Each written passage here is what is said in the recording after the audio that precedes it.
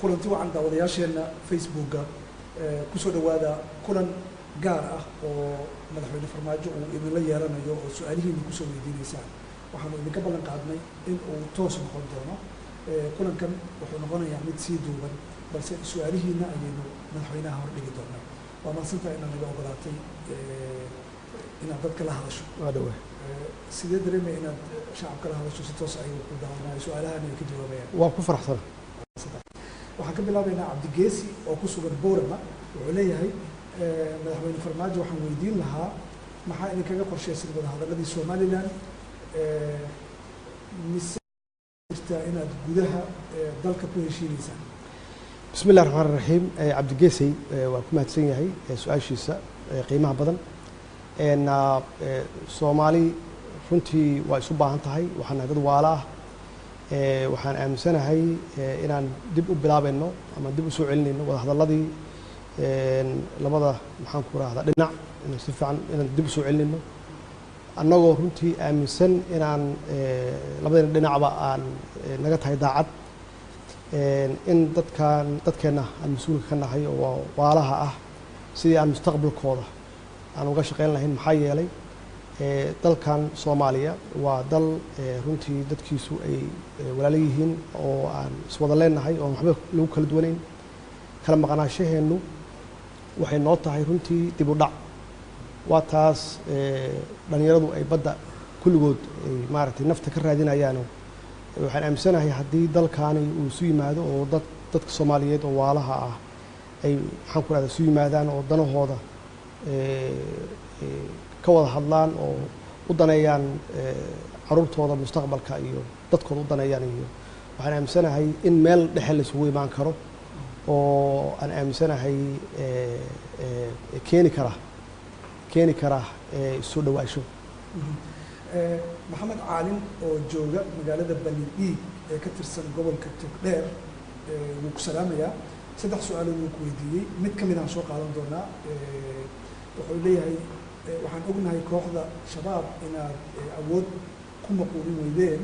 marka wada hadal ma ku dayday shabaab waxaan siinay cafis dhowr jeer waan ugu baaqnay inay hub ka dhigaan oo ay ka tagaan runtii waxa ay ku dhex jiraan oo xasuuqa iyo dhibaatada ay dhibaateynayaan ummadooda ay ka tanaasulaan waana wadeennaa sidii aan ula hadli lahayn sidaan u soo celin lahayn maxaa yeelay waxaan aaminsanahay inay wiilasheena yihiin oo la khalday waxaan aaminsanahay qoriga iyo xabadda inay ka fiican tahay dadkan dad caruurteena ah weeye inay iska dhigaan maxaan ku raahdaa hubka ay haystaan oo ay ku leynayaan ama ay ku xasuuqayaan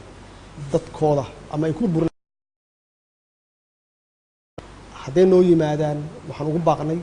inaan siinayno hooy inaan deganaasho iyo mustaqbal fiican aan siinayno hadduu ilaah yidhaahdo ugaas xasan bashiir saciid oo jooga gaalkacyo wuxuu ku weydiinayaa maxaa kaaga qorshaysan qaraxyada markasta ka dhaca magaalada Muqdisho iyo dilalka qorshaysan ee loo geysto mas'uuliyiinta dowladda waa ku mahadsan yahay ugaas xasan su'aashiisa hawshaasi runtii muddo dheer ayaan ka shaqaynaynay ilaahay wuxuu nagu guuleeyey markay ugu sahlan tahay 3 bilood la soo dhaafay in baabuur qarxiya xamar aan ka ilaalinay waxaan rajaynaynaa inaan sii adkeenno amniga dadkeena inaan sii adkeenno iyo magaalada Muqdisho annagoo kaashanayna ciidamada qalabka sida iyo guud ahaan shacabka Soomaaliyeed wada shaqeyntooda Cabdisalaam Xuseen magaalada Muqdisho jooga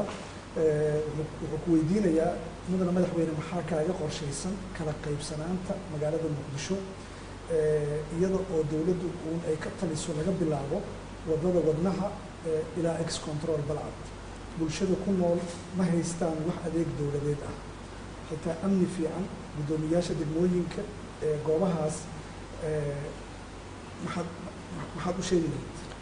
waxaan leeyahay dawladdan hadda waxay jirtaa hal sano waxyaabaha ay ballan qaaday waxaa ka mid ah inay gaarsiiso adeega shacabka Soomaaliyeed meel kasta ay joogaan runtiina hadda waxaan galnay qaabkii hadda waxaan galnay implementationkii ama dhaqangelintii wixii aan qorsheynaynay sanadkii hadda ahaa hadduu eebba yiraahdo waxaan gaarsiinaynaa adeega bulshada sida ugu dhaqsiyaha badan hadday noqoto iskuullo waxbarasho khaasatan farsamooyinka iyo technology-ga oo free lagu dhigto hadday noqoto rugagii caafimaadka hadday noqoto iyo hadday noqoto biyo caafimaad ah iyo jidadka inaan dib u dhisno amnigana si fiican soo celin laakiin iyada nafteeda waxaa loo baahan yahay shacabka Soomaaliyeed inay qayb ka noqdaan hawshaas ayna bixiyaan canshuuraha shacabka hadday bixiyaan waxaan aaminsanahay in waxyaabo badan oo aan hadda awooddeeda aanan lahayn oo laga yaabo inaan u hoos fadhino ama aan u daba fadhino dowlado shisheeye inay naga kabaan inaan ka maarmi karno haddii shacabku ay iyagu qayb ka noqdaan bixinta canshuuraadka waagaag xidig maxamed suureeye oo jooga Minneapolis waxa uu leeyahay madaxweynaha waxaan weydiinayaa iibista Cabdikariin Qalbi Dhagax muxuu madaxweynuhu ka ogyahay su-aashaasi runtii waa su-aal muhiim ah waxaan ognahay in baarlamaanka Soomaaliyeed golaha shacabku ee arrintaas ay ku sameeyeen debate ay aad uga hadleen ay ka soo saareen documentation ayna u codeeyeen maxaa yeelay iyagu waxa weeye waa hay'adda ugu sarreysa ee sharci dejinta markay codeeyeenna waxay gaareen go'aan waxaan aaminsanahay go'aankaas inuu yahay kama dambaysa maxamed amiin oo jarmalka jooga wuxuu leeyahay madaxweynaha waa salaamayaa waxa uu ku weydiinayaa waa maxay caqabadaha hortaagan ciidan midaysan oo Soomaaliyeed oo hal meel ka amar qaata caqabadahaasi waxaan bilownay inaan ka shaqeyno ciidanka inaan isku dhafno oo aan isu keenno oo aan tababar cusub gelino oo aan siino agabkii u baahan yihiin waxaan bilownay inaan siino mushaharaadka oo hadda intii aan xukuumaddaani jirtay ama dowladdaani jirtay aan bixinay ciidamada annaga budgetkeena miisaaniyadeenna maxaan ku raahdaa qaybta ka ah taasna waxay keenaysaa intaas in ciidamadaasi ay noqdaan ciidamo tayo leh si ay uga hortagaan al-shabaab cabdiraxmaan warsame cilmi muqdisho jooga wuxuu ku weydiinayaa dhowr su-aal balse waxaan ka soo qaadanaynaa waxa uu leeyahay madaxweynuhu markii uu kambeynka ku jiray waxa uu ballan qaaday in aysan jiri doonin waddo xiran waddooyinka magaalada muqdisho ka hadlaya maxaa ku dhacay cabdikariin waxaan leeyahay dowladdu dadaal waxay ugu jirtaa inay ilaaliso ammaanka magaalada muqdisho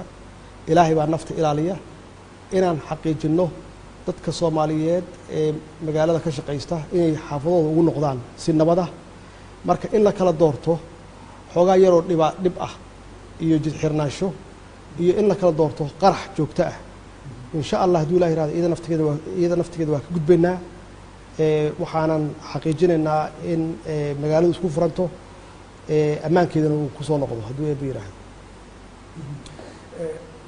maxamed khaliif waxa uu oo jooga maraykanka waxa uu ku leeyahay firfircooniya ka muuqatay inta aadan madaxweyne noqonin xagee ka baxday madaxweynaha iyo prime ministerku waxay kala leeyihiin laba rool ayay kala leeyihiin roolka prime ministerku waa ninka hawsha xukuumadda iyo shaqada iyo fulinta iska leh meesha madaxweynaha laga rabo inuu lahaado visionka korna ka fiiriyo xaaladda sidee tahay uuna ka odayayo hawsha marka waxaan aaminsanahay inaan keenay ra-iisul wasaare wanaagsan oo shaqadiisa ka adag sida hadda aan arkana in ay hayaan xukuumadda hawl wanaagsan aad ammaansan tahay waqtigaada waa kaaga mahad celinaynaa dhegeystayaasha iyo daawadayaasha BBC da ay su-aalaha kusoo weydiiyey oo aad fursadda siisayna iyagana sidoo kale mahadooda waan kusoo gaarsiinaynaa aad ammaansan waa mahadsanta daawadayaal aad ayaad ugu mahadsan tihiin la socoshada barnaamijkan waxaad dib uga daawan doontaan ama aad ka daawan kartaan barta Facebooka ee BBC Soomaali ku leedahay waan idinkaga mahad celinaynaa la socoshada war fiican waay wacan daawadayaasheena Facebooka kusoo dhawaada kulanti wacan daawadayaasheena Facebooka kusoo dhawaada kulan gaar ah oo madaxweyne farmaajo uu idinla yeelanayo oo su-aalihiina kusoo weydiinaysaan waxaanu idinka ballan qaadnay in uu toos noqon doono kulankan wuxuu noqonayaa mid sii duuban balse su-aalihiina ayaynu madaxweynaha hor dhigi doonaa waa mahadsantahay inaad naga ogolaatay inaad dadka la hadasho waa dhawahay sidee dareemaya inaad shacabka la hadasho si toos ay ku daawanayaan su'aalahan ay ka jawaabayaan waa ku faraxsan waxaan ka bilaabaynaa cabdigeesi oo ku sugan boorama wuxuu leeyahay madaxweyne farmaajo waxaan weydiin lahaa maxaa idinkaga qorshaysan wadahadaladii somalilan mise jirtaa inaad gudaha dalka ku heshiinaysaan bismi illahi raxmaan raxiim cabdigeesey waa ku mahadsan yahay su-aashiisa qiimaha badan soomaali runtii waa isu baahan tahay waxaan nahay dad waala ah waxaan aaminsanahay inaan dib u bilaabayno ama dib u soo celinayno wadahadaladii labada maxaan ku rahdaa dhinac inaan si fiican inaan dib u soo celinayno annagoo runtii aaminsan inaan labadayna dhinacba aan naga tahay daacad in dadkeenna aan mas-uulka ka nahay oo waalaha ah sidii aan mustaqbalkooda aan uga shaqayn lahayn maxaa yeelay dalkan soomaaliya waa dal runtii dadkiisu ay walaalo yihiin oo aan iswada leenahay oo waxba lagu kala duwanayn kala maqnaashaheennu waxay noo tahay runtii dib u dhac waa taas dhalinyaradu ay badda kulligood ay maaragtay nafta ka raadinayaano waxaan aaminsanahay haddii dalkaani uu isu yimaado oo dadka soomaaliyeed oo waalaha ah ay maxaan ku rahda isu yimaadaan oo danahooda ka wada hadlaan oo u daneeyaan caruurtooda mustaqbalka iyo dadkooda u daneeyaan iyo waxaan aaminsanahay in meel dhexe la isugu imaan karo oo aan aaminsanahay keeni kara isu dhawaasho maxamed caalin oo jooga magaalada bani dhiig ee ka tirsan gobolka togdheer wuu ku salaamayaa 3 su-aalood wuu ku weydiiyey mid ka mid aan soo qaadan doonaa wuxuu leeyahay waxaan ognahay kooxda shabaab inaad awood ku maquulin weydeen marka wadahadal ma ku dayday shabaab waxaan siinay cafis dhowr jeer oo aan ugu baaqnay inay hub ka dhigaan oo ay ka tagaan runtii waxa ay ku dhex jiraan oo xasuuqa iyo dhibaatada ay dhibaateynayaan ummadooda ay ka tanaasulaan waana wadeennaa sidii aan ula hadli lahayn sidaan usoo celin lahayn maxaa yeele waxaan aaminsannahay inay wiilasheena yihiin oo la khalday waxaan aaminsanahay qoriga iyo xabadda inay ka fiican tahay dadkan dad caruurteena ah weeye inay iska dhigaan maxaan ku rahdaa hubka ay haystaan oo ay ku leynayaan ama ay ku xasuuqayaan dadkooda ama ay ku burburinayaan hantidooda dadkooda ay ku burburinayaan hadday noo yimaadaan waxaan ugu baaqnay inaan siinayno hooy inaan deganaasho iyo mustaqbal fiican aan siinayno hadduu ilaah yidhaahdo ugaas xasan bashiir saciid oo jooga gaalkacyo wuxuu ku weydiinayaa maxaa kaaga qorshaysan qaraxyada mar kasta ka dhaca magaalada muqdisho iyo dilalka qorshaysan ee loo geysto mas-uuliyiinta dowladda waa ku mahadsan yahay ugaas xasan su-aashiisa hawshaasi runtii muddo dheer ayaan ka shaqaynaynay ilaahay wuxuu nagu guuleeyey markay ugu sahlan tahay 3 bilood lasoo dhaafay in baabuur qarxiya xamar aan ka ilaalinay waxaan rajaynaynaa inaan sii adkeenno amniga dadkeenna inaan sii adkeenno iyo magaalada muqdisho annagoo kaashanayna ciidamada qalabka sida iyo guud ahaan shacabka soomaaliyeed wada shaqayntooda cabdisalaam xuseen magaalada muqdisho joogaa wuxuu ku weydiinayaa mudana madaxweyne maxaa kaaga qorshaysan kala qaybsanaanta magaalada muqdisho iyada oo dowladdu uun ay ka taliso laga bilaabo wadada wadnaha ilaa ex control balcad bulshada ku nool ma haystaan wax adeeg dowladeed ah xitaa amni fiican guddoomiyaasha degmooyinka goobahaas maxaad u sheegi lahayd waxaan leeyahay dowladdan hadda waxay jirtaa 1 sano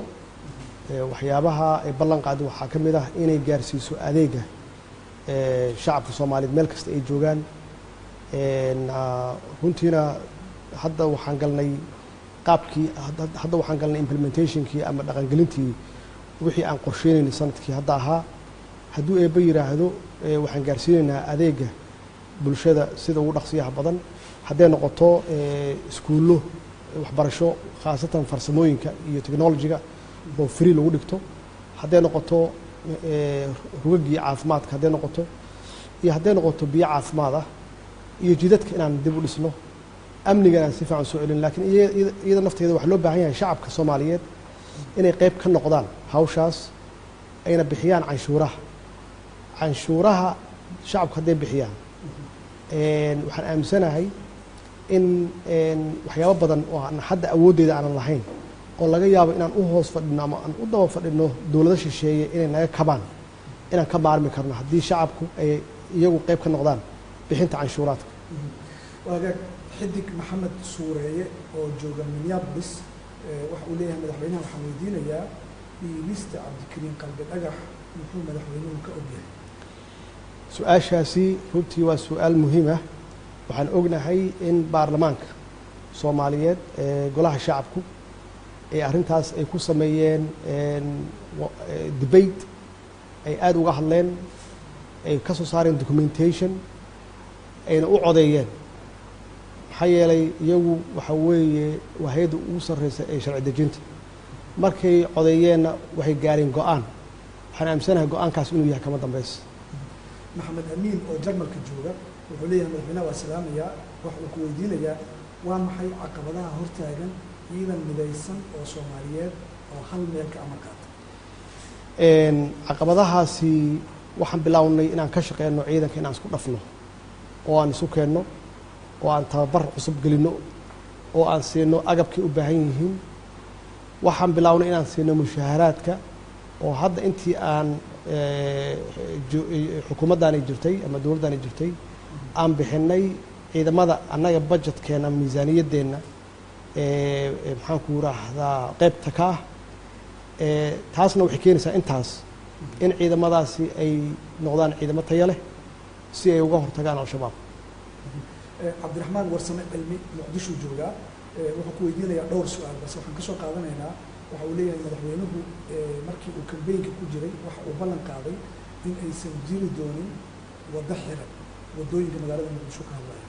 maxaa ku dhacay? cabdikariim waxaan leeyahay dowladdu dadaal waxay ugu jirtaa inay ilaaliso ammaanka magaalada muqdisho. ilaahay baa nafta ilaaliya. inaan xaqiijinno dadka soomaaliyeed ee magaalada ka shaqaysta inay xaafadooda ugu noqdaan si nabad ah. marka in la kala doorto xoogaa yaroo dhib ah iyo jidxirnaansho iyo in la kala doorto qarax joogto ah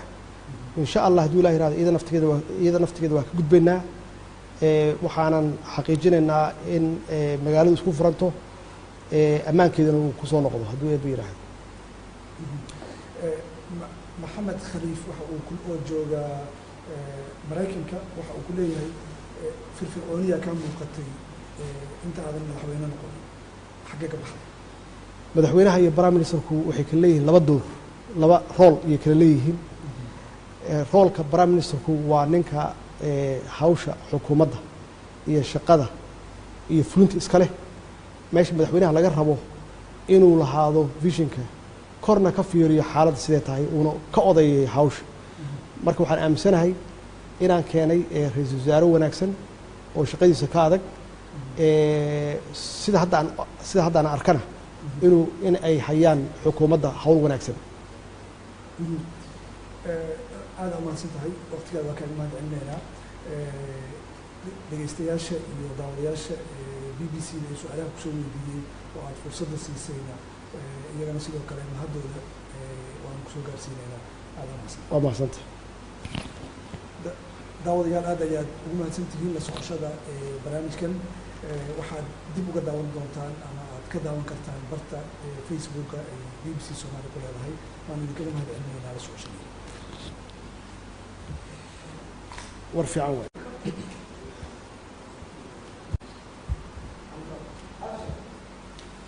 kulanti wacan daawadayaasheenna facebooka kusoo dhawaada kulan gaar ah oo madaxweyne farmaajo uu idinla yeelanayo oo su-aalihiina kusoo weydiinaysaan. waxaanu idinka ballan qaadnay in uu toos noqon doono. kulankan wuxuu noqonayaa mid sii duuban balse su-aalihiina ayaynu madaxweynaha hor dhigi doonaa. waa mahadsantahay inaad naga ogolaatay inaad dadka la hadasho. waa dhawaa.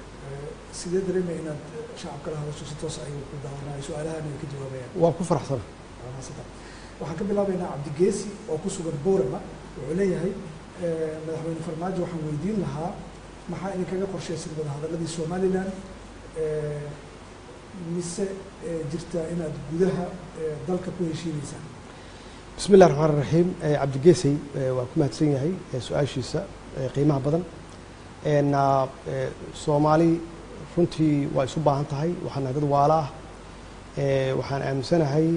inaan dib u bilaabayno ama dib u soo celinayno wada hadalladii labada maxaan ku raahdaa dhinac in si fiican inaan dib u soo celinayno annagoo runtii aaminsan inaan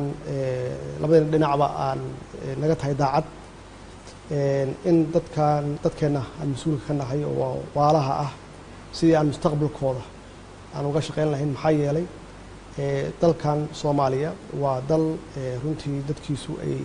walaalo yihiin oo aan iswada leenahay oo waxba lagu kala duwanayn kala maqnaashaheenu waxay noo tahay runtii dib u dhac waa taas dhalinyaradu ay badda kulligood ay maaragtay nafta ka raadinayaan waxaan aaminsanahay haddii dalkaani uu isu yimaado oo dadka Soomaaliyeed oo waalaha ah ay maxaan ku raahdaa isu yimaadaan oo danahooda ka wada hadlaan oo u daneeyaan caruurtooda mustaqbalka iyo dadkooda u daneeyaan iyo waxaan aaminsanahay in meel dhexe la isugu imaan karo oo aan aaminsanahay keeni kara isu dhawaasho. maxamed caalin oo jooga magaalada Banidhiig ee ka tirsan gobolka Togdheer wuu ku salaamayaa 3 su'aalo wuu ku weydiiyey mid ka mid ah soo qaadan doonaa wuxuu leeyahay waxaan ognahay kooxda shabaab inaad awood ku maquulin weydeen marka wada hadal ma ku dayday? shabaab waxaan siinay cafis dhowr jeer waan ugu baaqnay inay hub ka dhigaan oo ay ka tagaan runtii waxa ay ku dhex jiraan oo xasuuqa iyo dhibaatada ay dhibaateynayaan ummadooda ay ka tanaasulaan waana wadeennaa sidii aan ula hadli lahayn sidaan u soo celin lahayn maxaa yeelay waxaan aaminsanahay inay wiilasheena yihiin oo la khalday waxaan aaminsanahay qoriga iyo xabadda inay ka fiican tahay dadkan dad caruurteena ah weeye inay iska dhigaan maxaan ku raahdaa hubka ay haystaan oo ay ku leynayaan ama ay ku xasuuqayaan dadkooda ama ay ku burburinaayaan hantidooda dadkooda ay ku burburinayaan hadday noo yimaadaan waxaan ugu baaqnay inaan siinayno hooy inaan deganaasho iyo mustaqbal fiican aan siinayno hadduu ilaah yidhaahdo. ugaas xasan bashiir saciid oo jooga gaalkacyo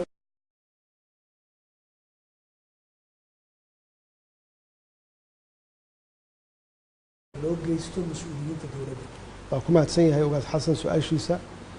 hawshaasi runtii muddo dheer ayaan ka shaqaynaynay ilaahay wuxuu nagu guuleeyey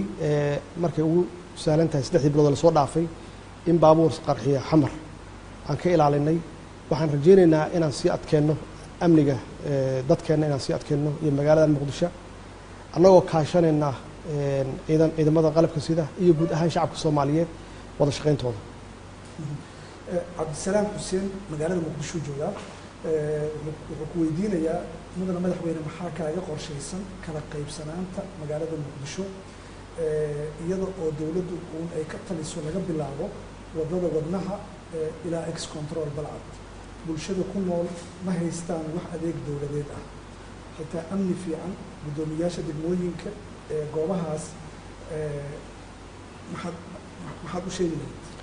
waxaan leeyahay dowladdan hadda waxay jirtaa 1 sano waxyaabaha ay ballan qaaday waxaa ka mid ah inay gaarsiiso adeega shacabka Soomaaliyeed meel kasta ay joogaan runtiina hadda waxaan galnay qaabkii hadda waxaan galnay implementationkii ama dhaqangelintii wixii aan qorsheynaynay sanadkii hadda ahaa hadduu eebba yiraahdo waxaan gaarsiinaynaa adeega bulshada sida ugu dhaqsiyaha badan hadday noqoto iskuullo waxbarasho khaasatan farsamooyinka iyo technology-ga oo free lagu dhigto hadday noqoto rugagii caafimaadka hadday noqoto iyo hadday noqoto biyo caafimaad ah iyo jidadka inaan dib u dhisno amnigan aan si fiican soo celin laakiin iyada nafteeda waxa loo baahan yahay shacabka Soomaaliyeed inay qayb ka noqdaan hawshaas ayna bixiyaan canshuuraha shacabka hadday bixiyaan waxaan aaminsanahay in waxyaabo badan oo aan hadda awooddeeda aanan lahayn oo laga yaabo inaan u hoos fadhino ama aan u daba fadhino dowlado shisheeye inay naga kabaan inaan ka maarmi karno haddii shacabku ay iyagu qayb ka noqdaan bixinta canshuuraadka. waagaag xidig maxamed suureeye oo jooga Minneapolis waxa uu leeyahay madaxweynaha waxaan weydiinayaa dhiibista cabdikariin qalbi dhagax muxuu madaxweynuhu ka ogyahay? su-aashaasi runtii waa su-aal muhiim ah. waxaan ognahay in baarlamaanka soomaaliyeed golaha shacabku ee arrintaas ay ku sameeyeen debate ay aada uga hadleen, ay ka soo saareen documentation, ayna u codeeyeen. maxaa yeelay iyagu waxa weeye waa hay-adda ugu sarreysa ee sharci dejinta. markay codeeyeenna waxay gaareen go-aan. waxaan aaminsanahay go-aankaas inuu yahay kama dambaysa. maxamed amiin oo jarmalka jooga wuxuu leeyahay madaxweynaha waa salaamayaa, waxa uu ku weydiinayaa waa maxay caqabadaha hortaagan ciidan midaysan oo Soomaaliyeed oo hal meel ka amar qaata? caqabadahaasi waxaan bilownay inaan ka shaqeyno ciidanka inaan isku dhafno oo aan isu keenno oo aan tababar cusub gelino oo aan siino agabkay u baahan yihiin. waxaan bilownay inaan siino mushaaharaadka oo hadda intii aan xukuumaddaani jirtay ama dowladdaani jirtay aan bixinay ciidamada annaga budgetkeena miisaaniyaddeenna maxaan ku raahdaa qaybta ka ah. taasna waxay keenaysaa intaas in ciidamadaasi ay noqdaan ciidamo tayo leh si ay uga hortagaan al-shabaab. cabdiraxmaan warsame cilmi muqdisho joogaa wuxuu ku weydiinayaa dhowr su-aal balse waxaan ka soo qaadanaynaa. waxa uu leeyahay madaxweynuhu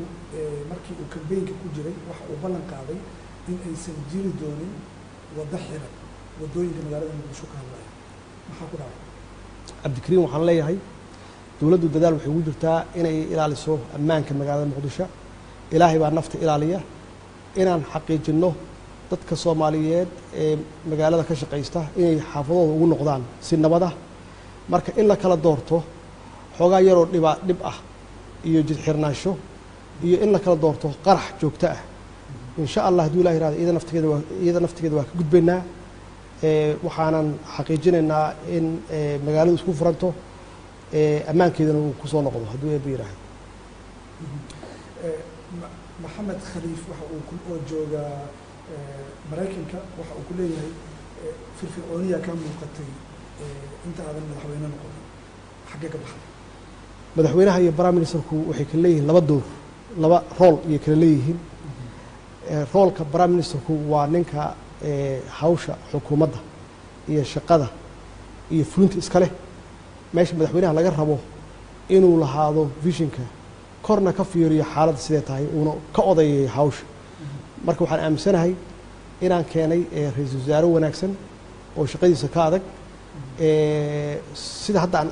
haddaan arkana in ay hayaan xukuumadda hawl wanaagsan. aada ammaansan tahay, waqtigaada waa kaaga mahad celinaynaa. dhegaystayaasha iyo daawadayaasha BBC-da ee su-aalaha kusoo weydiiyey oo aada fursadda siisayna iyagana sidoo kale mahaddooda waan kusoo gaarsiinaynaa. aada ammaansan. waa mahadsanta. daawadayaal aad ayaad ugu mahadsan tihiin la socoshada barnaamijkan. waxaad dib uga daawan doontaan ama aad ka daawan kartaan barta Facebooka ee BBC Soomaali ku leedahay. waan idinkaga mahad celinaynaa la socoshada. war fiican waay.